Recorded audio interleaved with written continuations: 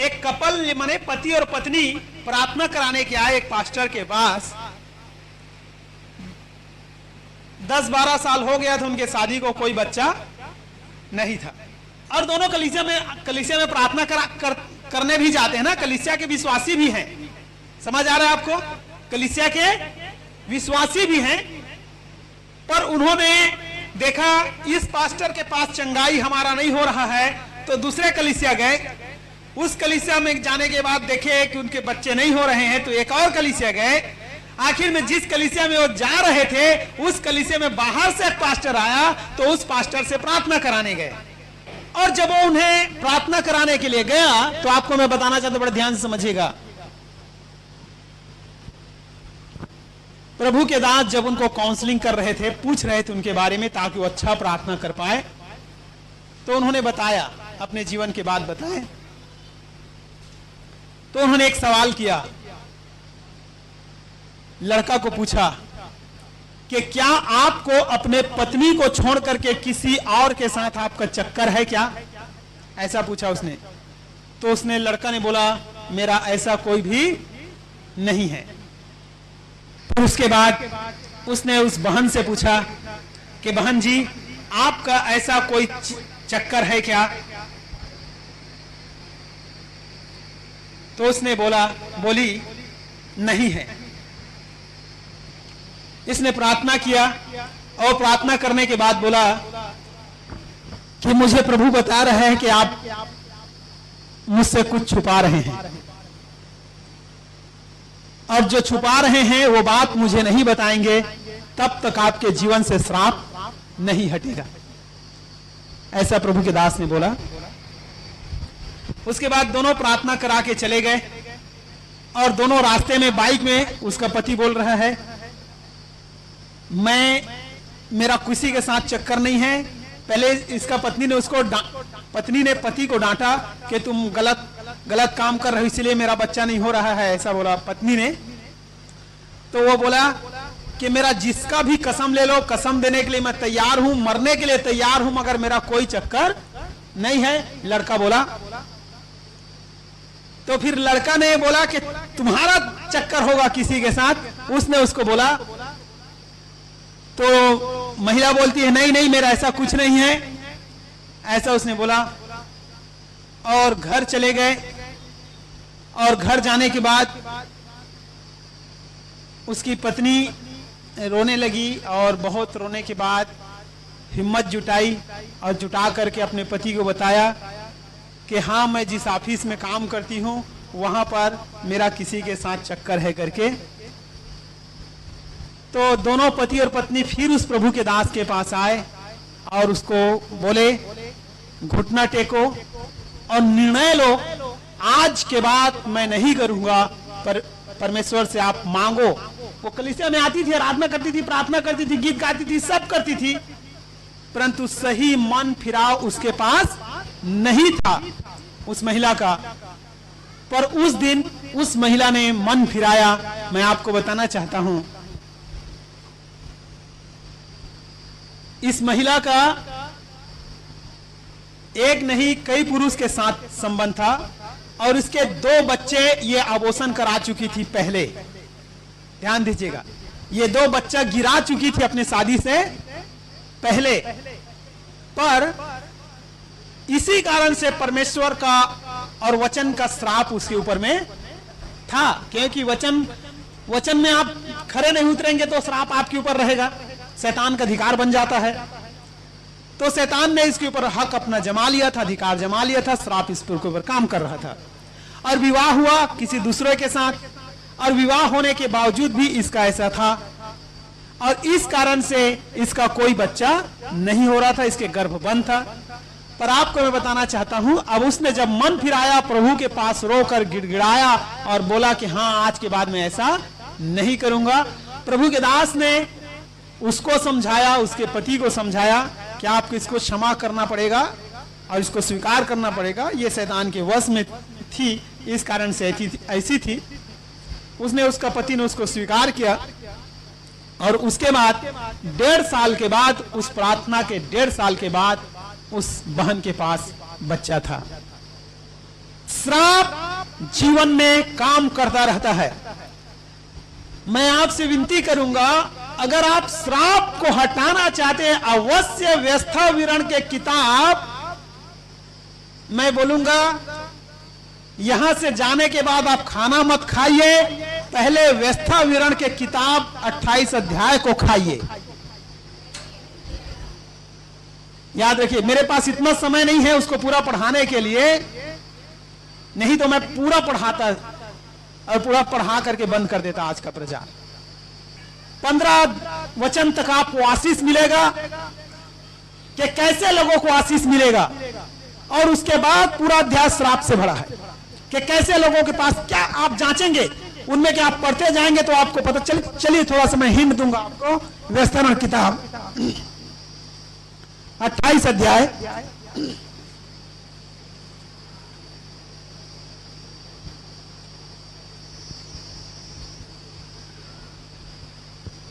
आप अपने आप को जांचेंगे जब इसको पढ़ेंगे, तो जांचते हुए पढ़ना है आपको, सिर्फ ऐसे मत पढ़ दीजिएगा, जांचते हुए पढ़िएगा। और जो पढ़ना नहीं जानते हैं जरूर किसी के साथ संगति कीजिएगा, 2 जन पढ़ने वाले के साथ जा करके आज पास्टर जी जो बताए हैं उस अध्याय को थोड़ा बताइए तो मुझे, ऐसा बोल करके आप एक पढ़ने वाले के साथ जाइए। या आपका पति है या आपका पत्नी है जो पढ़ा लिखा होगा, उसके साथ भी आप पूछ सकते हैं, इसे मुझे पढ़ करके तो समझाइए और बड़े ध्यान से आप समझिएगा। Hallelujah, hallelujah. देखिए शुरू वचन में लिखा है, यदि तू अपने परमेश्वर यहोवा का सब आज्ञाएं जो आज मैं तुझे सुनाता हूं चौकसी से पूरी करने को चित्त लगाकर उसकी सुने, तो वह तुझे पृथ्वी के सब जातियों में श्रेष्ठ करेगा। हालेलुया। अगर आप श्रेष्ठ बने रहना चाहते हैं तो आप बड़े ध्यान से समझिएगा।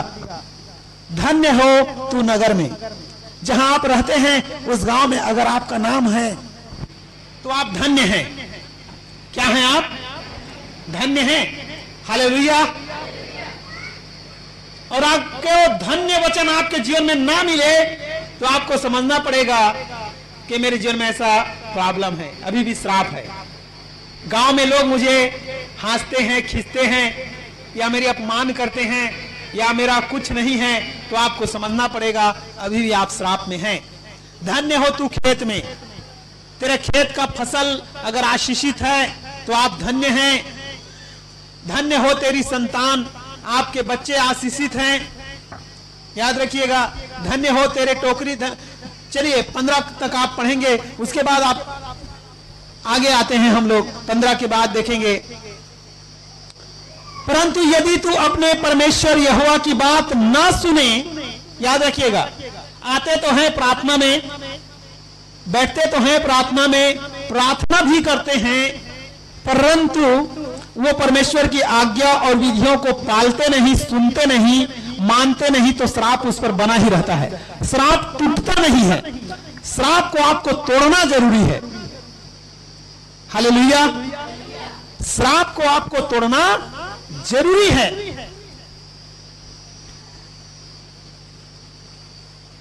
देखें, अर्थात श्रापित हो तू नगर में, श्रापित हो तू खेत में। अगर आपका खेत श्रापित है, गांव में आप श्रापित हैं, तेरे टोकरी श्रापित है, तेरा भूमि श्रापित है, अगर उस भूमि में आप दुख पाते हैं, आपके संतान को लेकर के, आप संतान से संबंधित बातों में आप आनंद नहीं है, धन्य नहीं है, तो आप श्रापित हैं।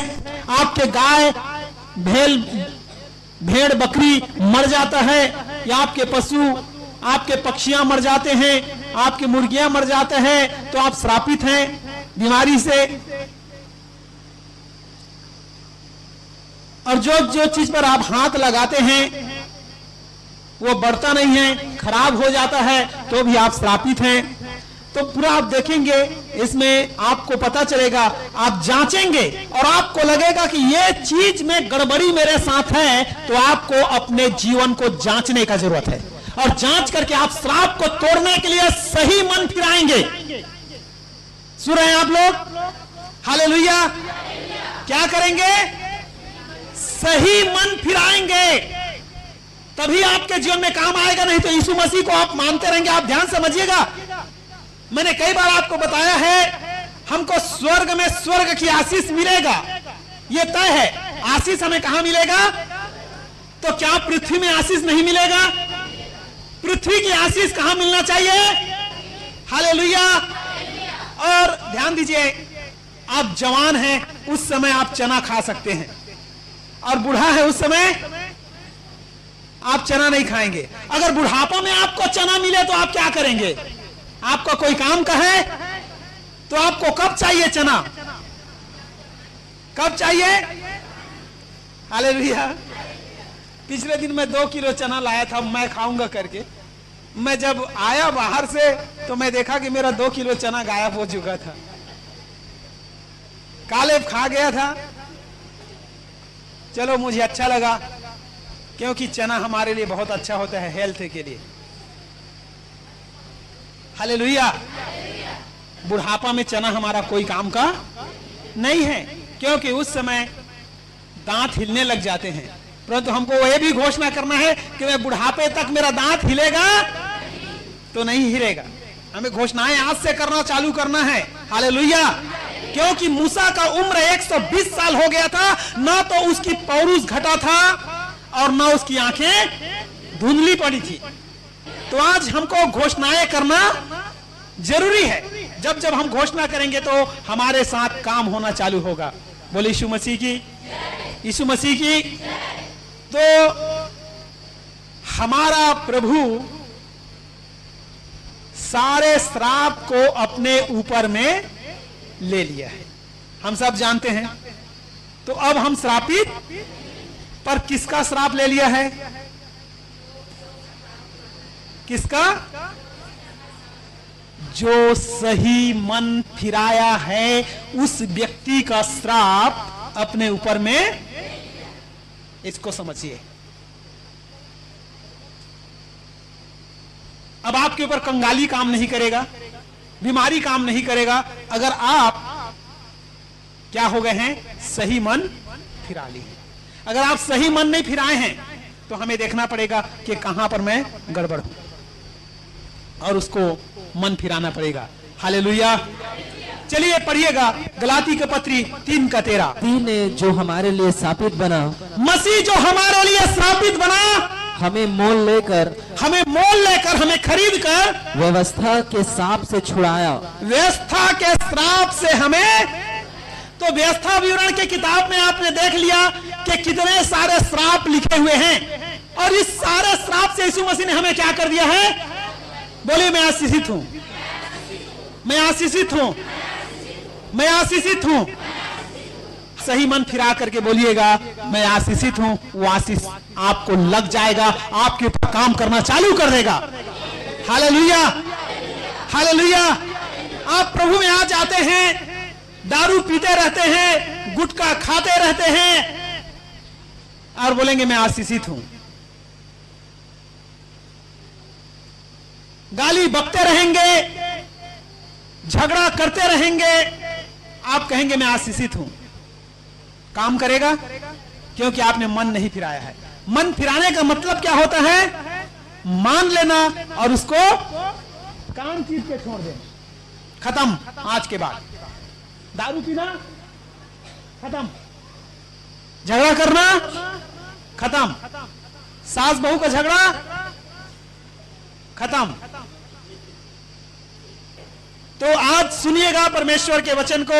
अगर आप आशीषित होना चाहते हैं तो अपने जीवन में सच्चा मन फिराइए, आज आशीष आपको लग जाएगा। क्योंकि यीशु मसीह जो परमपिता परमेश्वर का एकलौता पुत्र है, उसने श्रापित हुआ और श्रापित होकर अपना जान दिया, ताकि जो कोई उस पर विश्वास करे वो श्रापित न रहे। Hallelujah, hallelujah.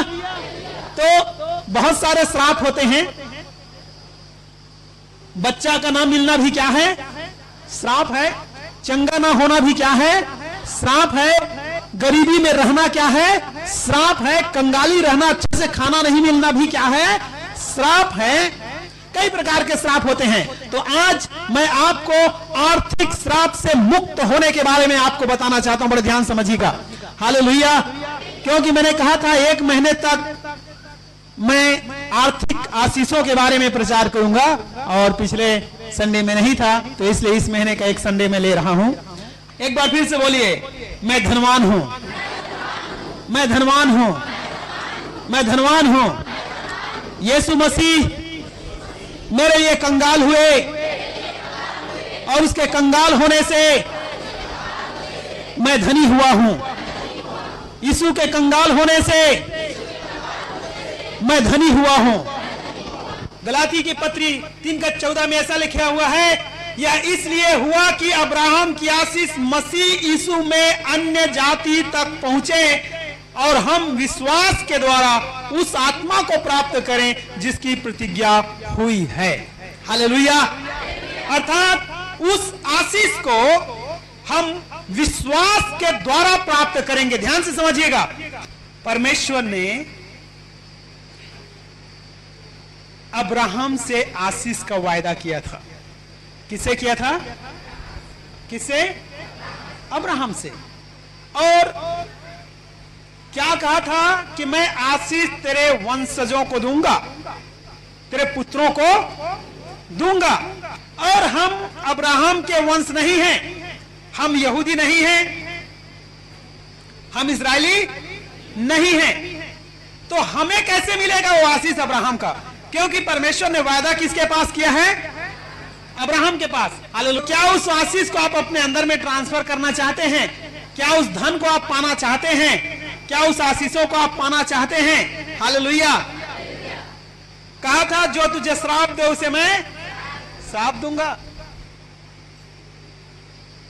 और भूमंडल के कुल तेरे द्वारा क्या करेंगे? आशीष पाएंगे। और तू आशीष का क्या होगा? मूल होगा। और मैं तेरे बच्चों को आशीषित करूंगा। धन उसके पास होंगे, आशीष उनके पास होंगे। हम देखते हैं इजराइल बहुत छोटा देश है ना? आप टीवी में देखते होंगे इजराइल के बारे में। वहां का चना पिछले दिन मैं बताया था कैसा है, वहां के भोजन कैसे हैं। इतना छोटा देश है, इतने उसके पास सैन्य शक्ति है, कोई उसे पराजित नहीं कर पा रहा है। उसके पास धन की कमी नहीं है, खाने की वस्तु की कमी नहीं है। वो उसके शारीरिक संतान है।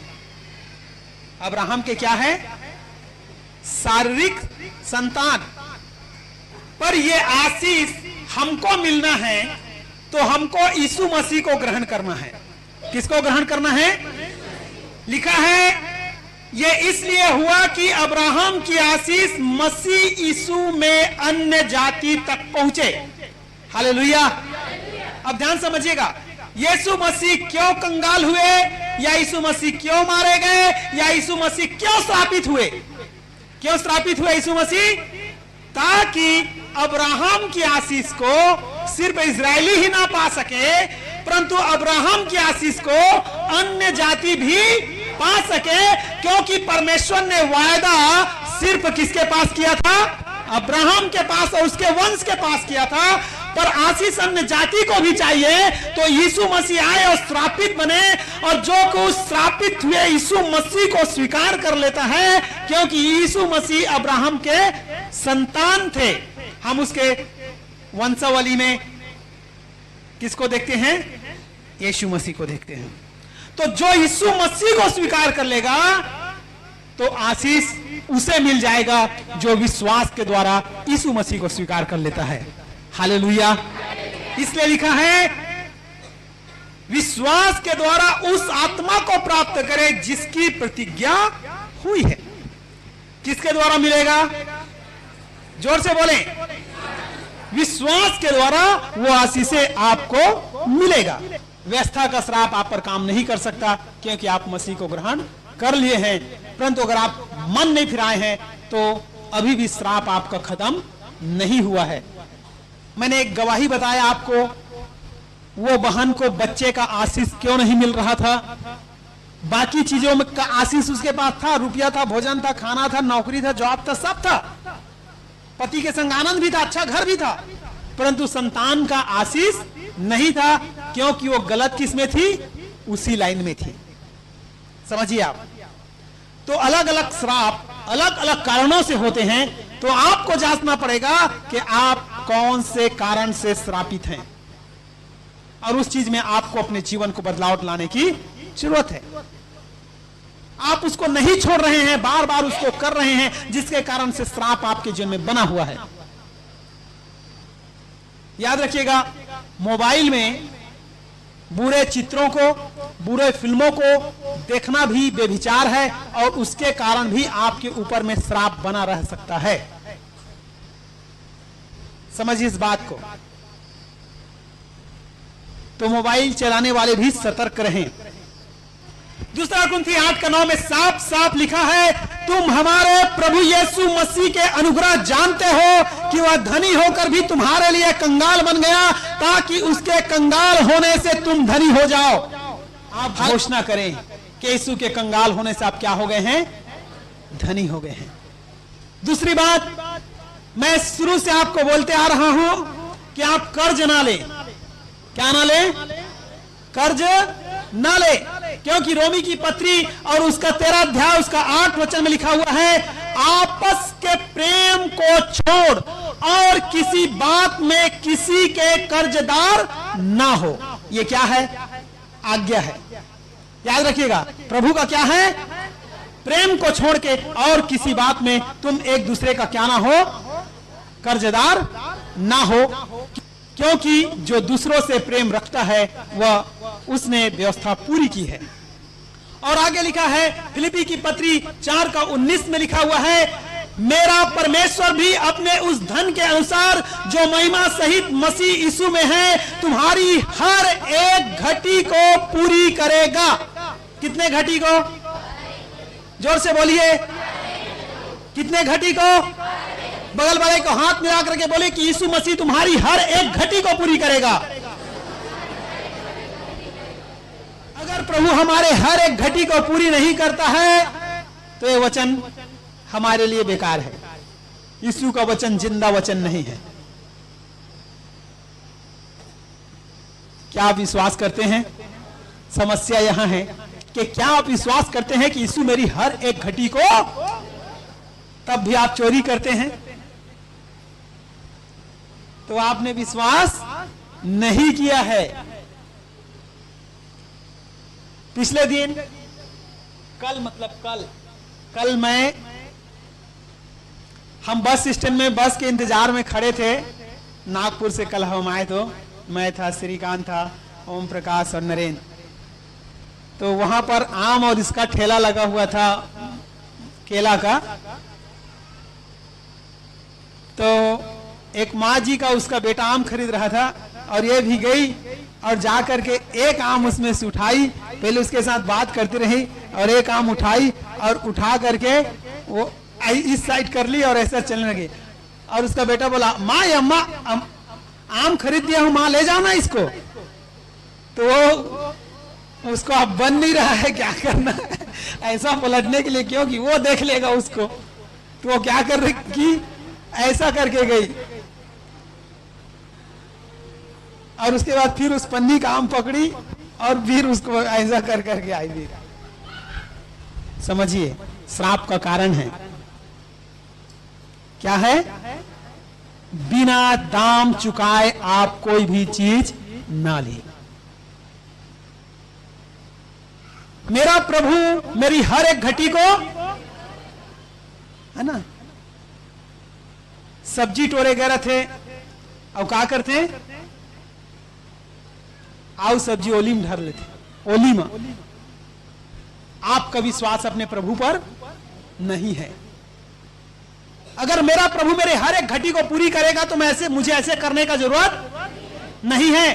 कई लोग कई के घर में काम करने जाते हैं और वहां से कई अच्छी वस्तुओं को चोरी करके ले आते हैं। वो ये दिखाते हैं कि मेरा विश्वास प्रभु के ऊपर नहीं है।